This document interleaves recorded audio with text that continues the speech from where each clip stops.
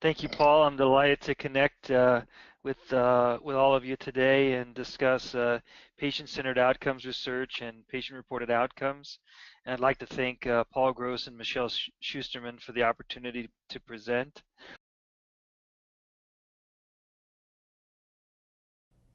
The thing about PCORI that I'm excited about is they've really changed the conversation in research. And so where, 5-10 years ago, within my world, it was, I have this really great research question that I'm interested in answering. Now we have an interesting question, but we're more excited about what other people's questions might be, or working together to figure out not only what our interesting questions are, but what the important questions are. And so I think we're seeing more of that conversation happening. And once that genie's out of the bottle, I don't think you can push it back in, right? Researchers are excited about it, and patients are excited about it. So to me, I think it's figuring out how do we continue to build and sustain those types of relationships moving forward. As it says on the slide, the research conversation is changing. This is due in large part to the influence of PCORI, which was funded as part of the Affordable Care Act in 2010. According to PCORI, or the Patient-Centered Outcomes Research Institute, PCOR, or Patient-Centered Outcomes Research, helps people and their caregivers communicate and make informed healthcare decisions, allowing voices to be heard in assessing the value of healthcare options. And as a result, we're moving away, as you saw in the video, from questions that interest only researchers and toward questions that are important to patients and caregivers as well. Listed here are several examples of patient-centered research questions. Most of them are focused on personal characteristics. For someone like me, what should I expect will happen? What are the potential benefits and harms for someone in my situation? These sorts of things are good examples of patient-centered research questions, and generally there are several reasons to conduct this kind of research. It's thought that patient-centered outcomes research will make research more relevant to people making actual healthcare decisions. The idea is that if it's more relevant, it's more likely to have an impact on healthcare. And if it has more impact on healthcare, it's more likely that patients will achieve the health outcomes that they desire.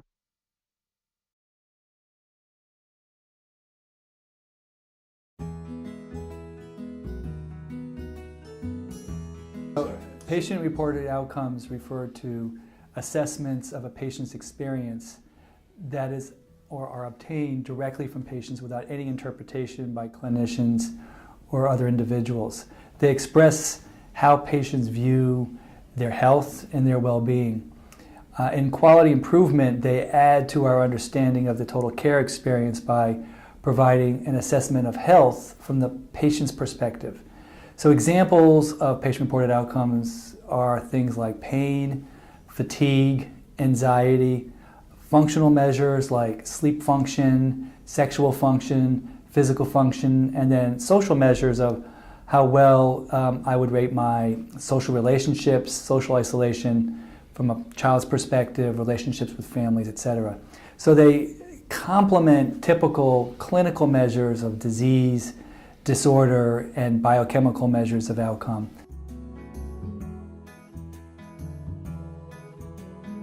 Asking patients one question to evaluate a complex phenomenon like pain provides highly unreliable information. So if you want a level of precision and a level of validity around your measure, you need to ask in the range of about 4 to 8 questions. And we've now done a number of studies to show that with 4 to 8 questions for PROMs, you can evaluate someone's pain, someone's fatigue, someone's sexual function, etc. And how do you know it's valid? Because if you ask the same questions today and the same questions 3 days from now, you tend to get the same answer. That relates to reliability. And also, we do what are called validation studies to show that when the patients report in a certain way, it relates to future outcomes. So patients who have low levels of well-being actually have a much higher risk of future mortality. That's been shown now in dozens and dozens of studies. one of the ways of characterizing an instrument, whether it's a machine that measures your red blood cell level, or it's a blood pressure cuff, or it's a patient-reported outcome, is to estimate its reliability. And the reliability estimates for blood pressure assessment are actually worse than the reliability estimates for patient-reported outcomes because of all the error that can be introduced in the technique. And we've advanced patient-reported outcome measures to the point now where there isn't as much error compared with something like blood pressure assessment.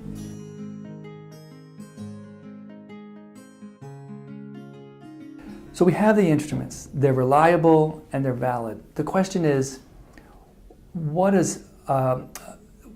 the measures scores mean clinically? So if I have a score of 52 on the fatigue scale versus someone who has a score of 49, is that a meaningful difference? Does the person who's got 52 actually feel like they've got more fatigue?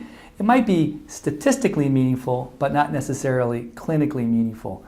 So the big gap is interpreting the scale scores in a way that we can integrate them into clinical practice. And that's work we're actively involved in. And I know that in Australia that people are involved in that as well.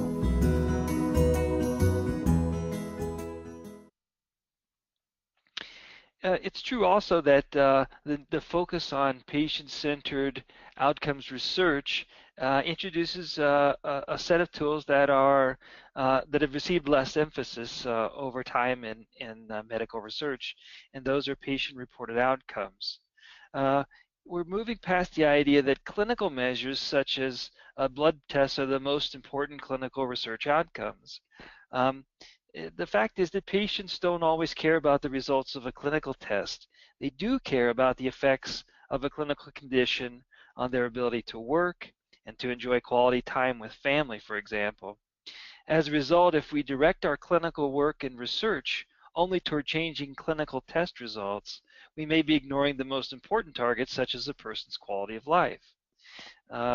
Patient-reported outcomes are important tools used to assess outcomes that patients care most about.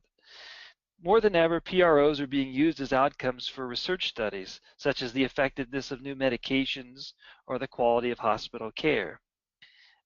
Characteristics of patient-reported outcomes are that they assess the patient's experience without any interpretation by clinicians, as you saw in the video. They express how patients view health and well-being and provide an assessment of health from the patient's perspective. These are measures that were used in research prior to 2010 and prior to an increase in focus on patient-centered outcomes research, but are more prevalent now. And these are measures of pain and depression, so symptom measures have been with us for a long time, but there's this increased emphasis on measures of functioning and on quality of life and patient satisfaction with care. Again, it isn't always the clinical test that we're interested in affecting, but these things that are very central to the patient experience. What does conducting patient-centered research mean for clinical researchers? Well, it's believing these three things that at least according to PCORI, believing these three things that I mentioned earlier. It's the idea that patients and caregivers have unique perspectives that can change and improve the pursuit of clinical questions. It's also believing that the incorporation of this unique perspective increases the relevance of the research, as I mentioned before, and that believing that increased relevance is likely to help patients achieve the health outcomes that they desire. It also means acknowledging that engaging patients and caregivers to produce more relevant research takes more time and more resources than have been needed for clinical research in the past. But in the minds of many, this is well worth the effort, that the research is more focused and more driven around things that patients care about. There's a role for patients and caregivers in patient-centered research. It's understanding that clinicians have specialized knowledge in medicine, but that patients and caregivers have specialized knowledge and experience. Living with a condition provides one a perspective that many times that physicians and other clinicians don't have. It's also recognizing that the lived experience of patients is essential to the development of the research questions and interpretation of results. So as I mentioned before, questions that are more focused around the patient experience hopefully lead to results that matter in terms of the healthcare decisions that one needs to make. And for patients and caregivers, this means embracing a few key roles. It means serving as the voice of patients with your condition. It means helping the study team to monitor the study and make sense of the findings, including a range of outcomes such as the clinical tests that I mentioned, but also patient-reported outcomes. And it also means engaging with other patients and caregivers, talking about the experiences that one has in terms of managing a condition.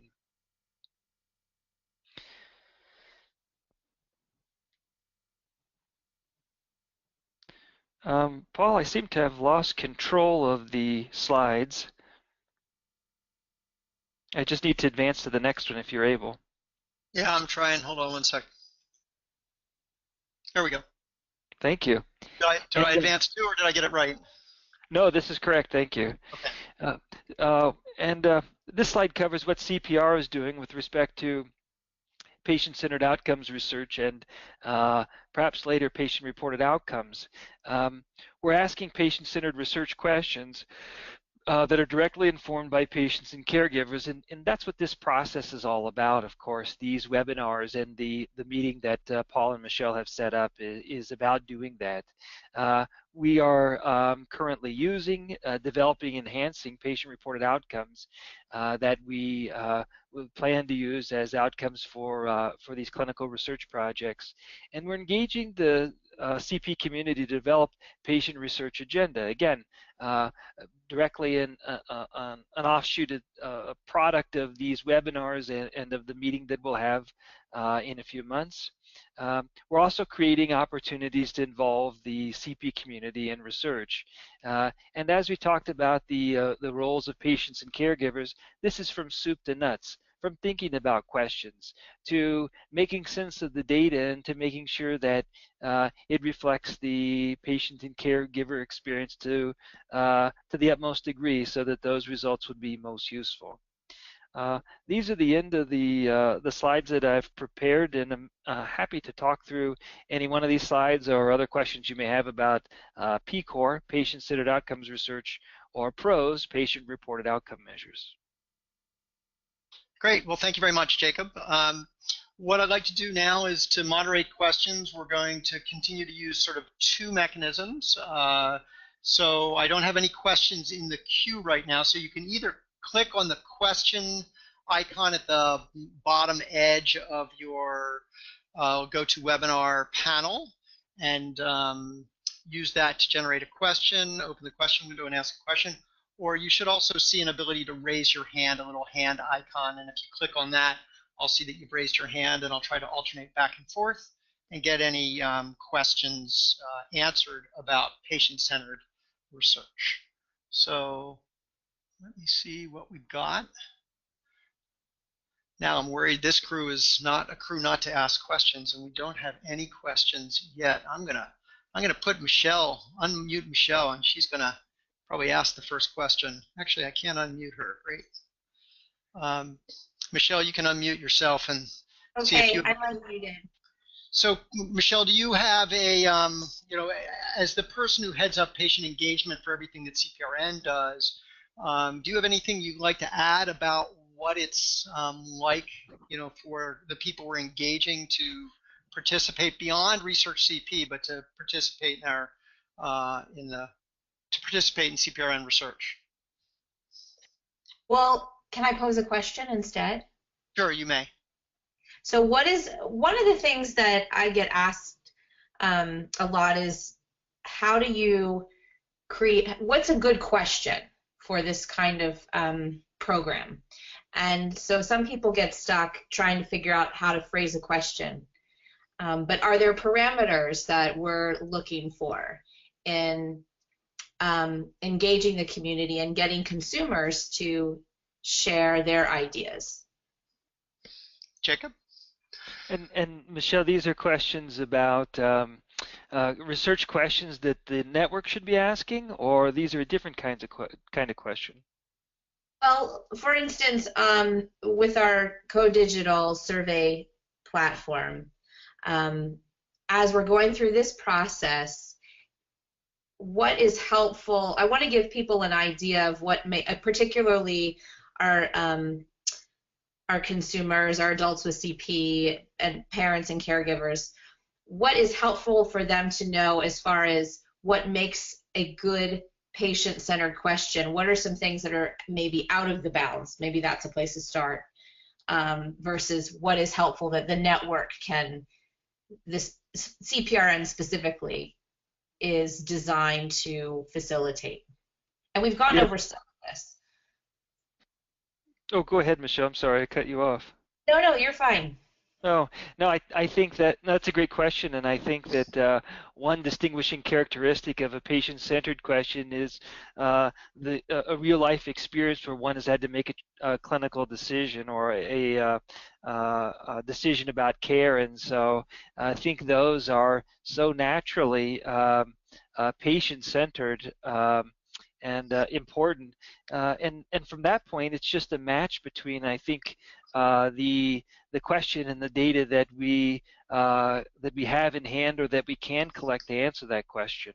And after that, I believe it's just putting some parameters around the question itself to make sure that it's clear. Excuse me, the phone was ringing. Putting parameters around the question itself to make sure that it's clear and answerable using the methods that we've outlined. Okay. Thanks, Michelle, for kicking that off. The first question is from Rochelle Garwood, who asks, do we already have a pretty good idea of what we mean when we talk about quality of life for people with CP, or is that something we need to establish? Yeah, fantastic question. One of our collaborators in CPRN, Dr. Uni Narayan from the University of Toronto, has done extensive work in talking with patients and caregivers about the issues that they care about, and these issues are represented in his outcome measure, the goal. And so working backward from there, we could begin to look at the domains that in his qualitative research came up as the quality of life domains that were important for patients and caregivers. That's not exhaustive, certainly, but I think a good place to start, and I would suggest, as with most things, there's more research needed in order to I don't know, put this construct of quality of life on firmer ground for this population. And I'd augment that, Jacob, with Uni's also got another outcome measure that he's been involved with called CP Child, which is really a quality of life. CP Child is aimed at GMFCS 4s and 5s, and goal is aimed at kids that are ambulatory. And then I don't know that there is a good adult measure at this time. I'm going to take a couple more questions from the written questions before I go to those of you who've raised your hand just because they came in first. Do you know what opportunities will be involved with the community, what the opportunities will be involved with the community for research? Jacob, do you want to take that, or do you want you or I can take that?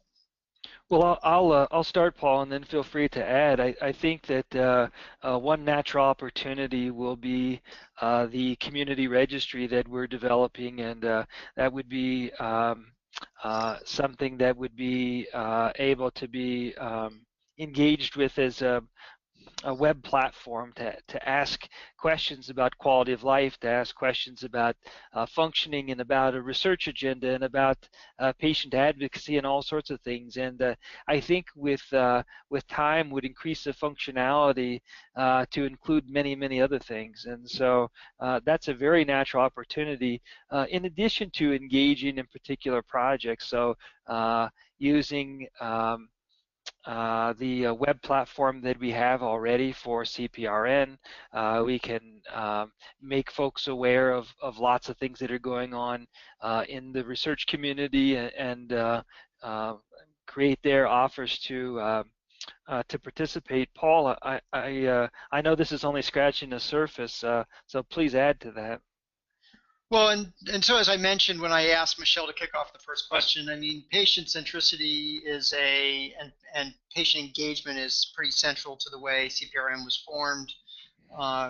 And so we have actually formed a community advisory committee that helps us review our strategy, and we invite them to participate in study design, study selection, prioritization. So you're all participating in this first piece, which is prioritization of questions. But what I hope will come out of this, and it was certainly something that PCORI wanted to see, is a list of people that are very both educated on the topic and interested in engaging. And so we'll use this list to go out to you to say, hey, we have people who are interested in conducting a study on this, and would you be interested? And that's signing up to do that is a lot more work than participating, say, in the community registry or providing some advice about our direction. So there's going to be a tremendous number of opportunities. Michelle, do you have anything to add? Sorry, I had to unmute there. I just wanted to encourage people, if they are looking for opportunities over time and different ways to get involved, you can sign up for updates from CPRN through the CPRN website. And then I also cross-post on Facebook and on CP Daily Living and CP Now. It's a shared Facebook page. So we're trying to consistently communicate any and all opportunities to engage in research. Okay, thanks, Michelle, and thank you, Danielle, for your question. I'm going to do one more question from the written, then I'm going to go over and take some of the raised hands. Do you have a framework for engaging patients and caregivers in each step beyond being participants, such as reviewing proposals, acting as an advisor through the research process, and helping communicate the results? Well, I think we answered some of that. So, Jacob, you want to see if you want to answer any of the additional nuances in that question? No, agree that we did answer a lot of that earlier. In terms of a framework, I'm less sure that we've operationalized anything specific, because I think that, as you said earlier, Paul, that we're building something from the ground up that is very patient-centric, and so don't imagine this may be out of alignment with other networks, but don't imagine that anything that we're doing is outside of patient-centered work, and so in that case may not need an explicit framework to do this, because patient centricity is really imbued in everything that we're doing. I don't know if you share that view, Paul, but I do, but I would say we're doing some explicit things, and right now I'm writing our standard operating procedures, which is sort of our governance manual, and I'm right actually in the middle of creating a set of committees within CPRN that will draw from the community, and I'm actually proposing that proposals get reviewed and approved and ranked by a committee that includes people from the community as well as the clinical researchers. So I think that, reviewing proposals and being involved well more than just being in the research is absolutely critical, and it's being built in. So thanks, Jan, for your question. I'm going to go over to Nancy, who's had her hand raised first, and then I'll come back in a little bit. So Nancy, I am going to unmute you so you can ask your question. Hi, Paul. Can you hear me? I can. Okay. I'm sorry. This is probably not going to be well worded, but I had an opportunity to watch the videos beforehand and to look at the slides, and it got me thinking. People with cerebral palsy who may be more significantly involved, is something being done for these folks so that their lived experiences net are being actually registered and is independent of caregivers. That we're getting what these folks may actually think and feel and believe and want. Jacob, I don't know if you stayed on our call earlier today to be able to answer that specific question, but go ahead, take a shot. No, Paul, I don't recall that from the earlier conversation, but I will say that patient-centered methods are certainly designed to get at the experience in a number of different populations across the life spectrum. And so I think that it's the case that this is something that can and should be done, and I can say, at least from the call, that we're working on the best ways to go about that now. But I certainly agree with the comment, and look forward to eliciting that perspective as we go forward. Nancy, the one thing I'll add, we happen to be having a planning call today where we're talking about the co-digital and how to move forward with that. And one of the questions that was raised was Dr. Hurvitz said, so I posted this question about, maybe this was not his question, but he pointed out the fact that the question about pain for people that are GMFCS 5s, or pain for people with intellectual disabilities, and how do we measure that? And so there is a lot of there's a lot of thought and concern about making sure that we are looking at research questions that are meaningful for each distinct group of people, and making sure we're not just going with what has the largest majority of people with this condition. How do we look at the the people that may have less of a voice, as an example? So it's a great question. Wonderful. Thank you. Let me go back to we have a question from Lori, and the question is patient-reported outcomes research respected by traditional researchers and clinicians, or is it too quote-unquote new and not empirical enough that it is suspect?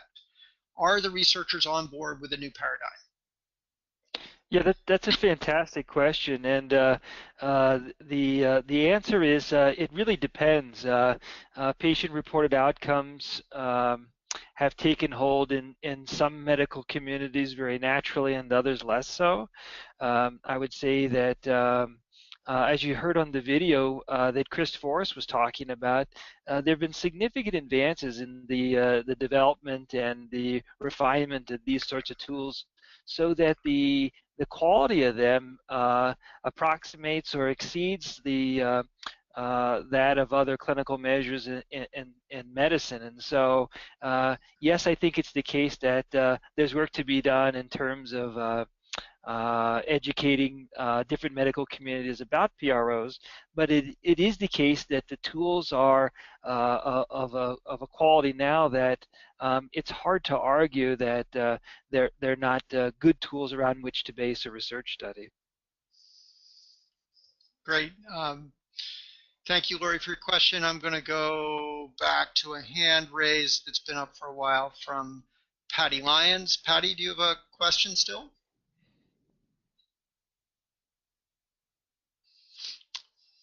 You've been waiting patiently, so maybe you're self-muted, but it looks like you're not muted. So, Patty, I'm going to unmute. I'm going to put you back on mute. If you don't have your question, we'll go back to written questions. Okay. The next question is from Christina. Will the process be fluid or ongoing with the opportunity to present questions on the platform already in use, such as co-digital?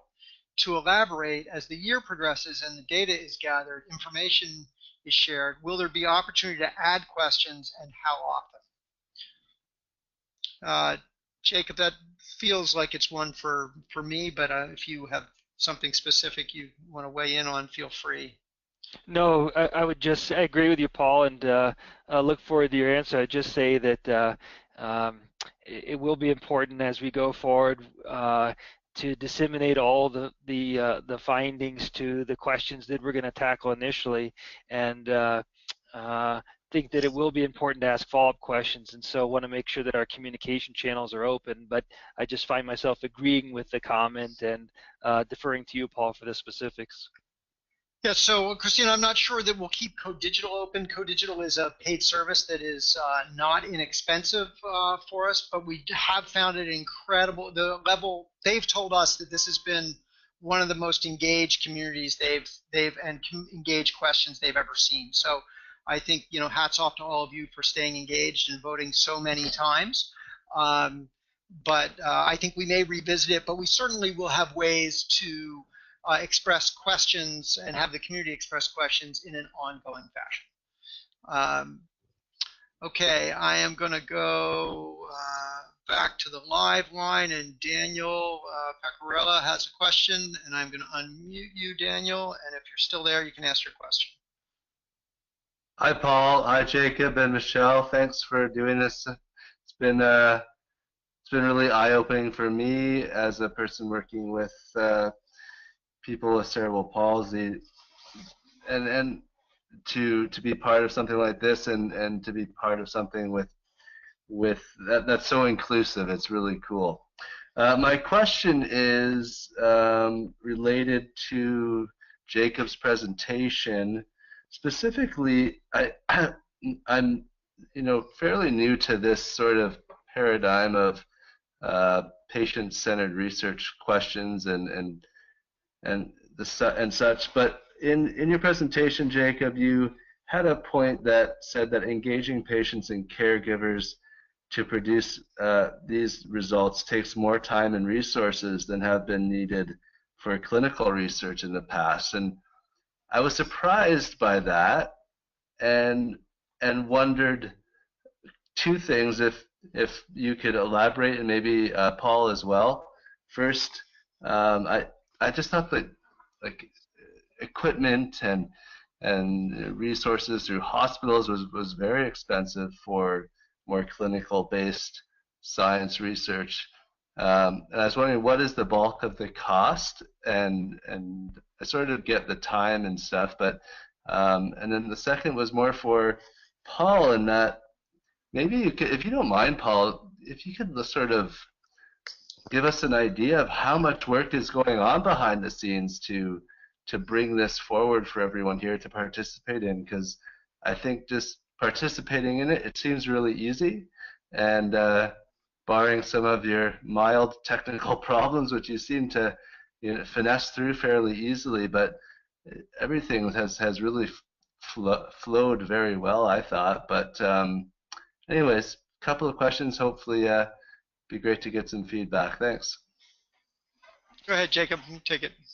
Yeah, Daniel, the PCORI itself has done some, being interested in patient-centered outcomes research, has done research on the process, and in different projects, tried to quantify the additional time and cost, and I'm happy to dig those studies up for you.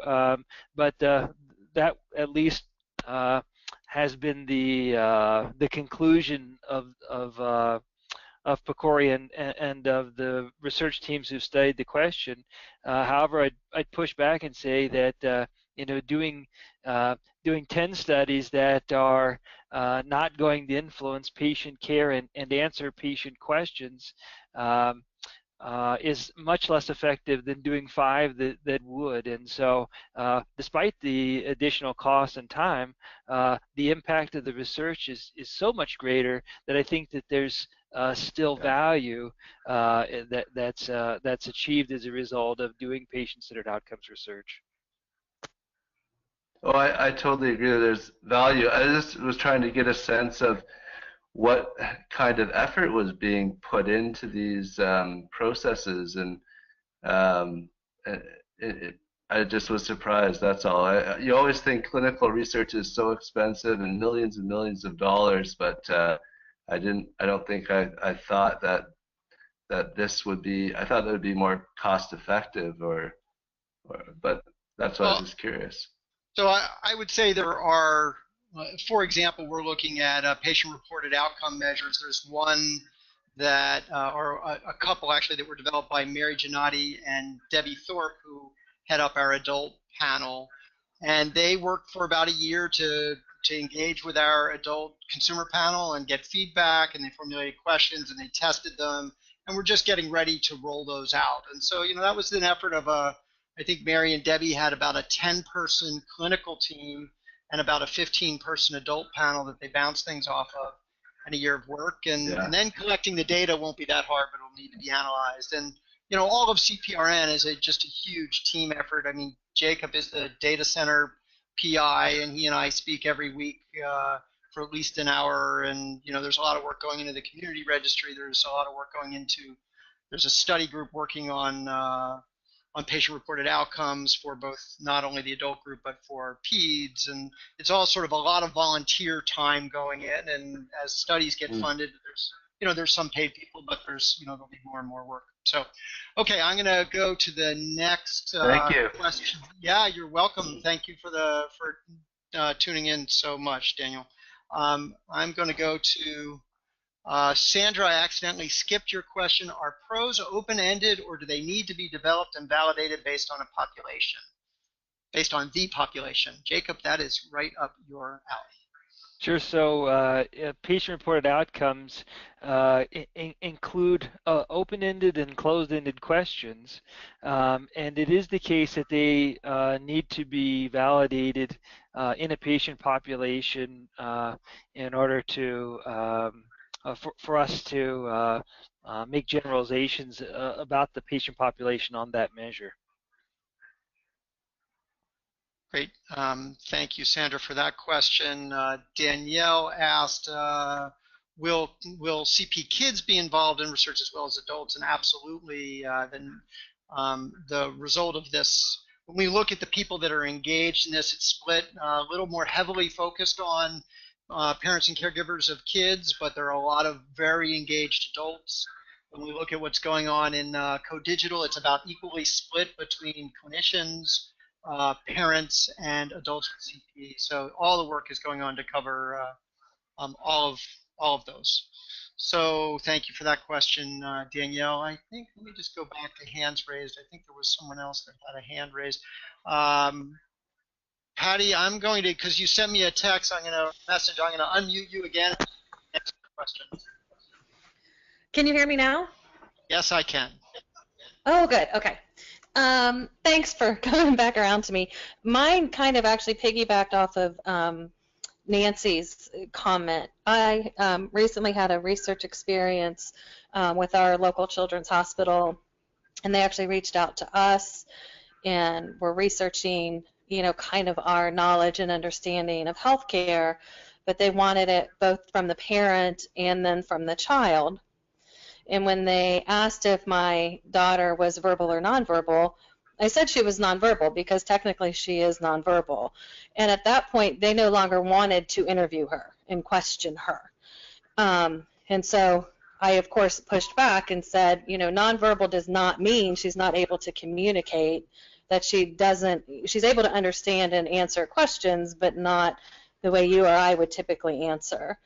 And so what I found is that the researchers do not really know how to interact with patients who do not communicate verbally but have other excellent ways of communicating. And so what are we going to do to make sure that researchers are properly trained on interacting with everybody from this patient population, and that everything is really going to be fully accessible for people? Yeah, Patty, I think that's a great question, and it's the case that this perspective is I'm getting some echo. You know what? Patty. It's probably. Let me turn off Michelle. I have a feeling, Michelle. I don't know if you're at your thing, but I have a feeling it could be Michelle. If I can just find my audio, that would be on attendees, which are here, staff, which are there. I'm going to turn on. No, Michelle's off. Oh, okay. I could try again, Paul. It's the case, Patty, that patients with communication disorders are excluded from research in many cases across the board in a number of different conditions. And so I'm particularly sensitive to this. I'm a speech language pathologist by background, and so I think that uh, eliciting these perspectives is important across the whole communication spectrum, and know that there are, just as you say, that there are ways to get answers to the questions that we care about from all the patients who might be participating. And so I appreciate you raising the issue, and think that this is something that we need to be attuned to. That's great. Thank you. Thanks, Patty. And I think that I would also add that it's a great reason why, you know what, I wonder if I have to mute Patty is what's going on. Huh, says she's muted. Okay, so I think that it's a great reason why patients being involved in research is great, because as an example, we were doing a PCORI study and we had the patient panel review the consent form, and it went from being this kind of legalese thing to being this like human family readable thing. And that's just the kind of way in which research can get better, by engaging patients and caregivers in the research process. So we have a couple more minutes. I've got one or two, well, a couple more questions that we should be able to get to here. I saw a good PRO question that I wanted. I think you really addressed that one. So many people have this is from Amanda, so many people have hesitation in participating in research for a variety of reasons. Have you found more willingness from patients to participate in research by using a patient-centered approach? If yes, why do you think that is the case? My perspective, the answer is yes. And why is it the case is because there's a level of respect and a level of participation that isn't present perhaps in other research paradigms. I will say that just as I was answering Daniel's question about the time commitment, this is a significant time commitment, as Paul pointed out, also for patients and caregivers who are presenting. And some get to the point where they feel a kind of a research fatigue. And so there really is a middle place that I think we have to get to. But when we're there, I think it's very rewarding, and we do get more patient and caregiver involvement as a result. Okay, so it is 9 o'clock, and I want to thank you, Jacob, for taking the time to develop this presentation and find the meaningful videos. I want to thank everyone that's been on the call, been on the webinar, and being willing to go through my technology challenges. My heart rate is back down, and thank you all for attending, and we look forward to seeing you on the 5th and final on patient registries next Tuesday at 8 p.m. East Coast time. Thank you all.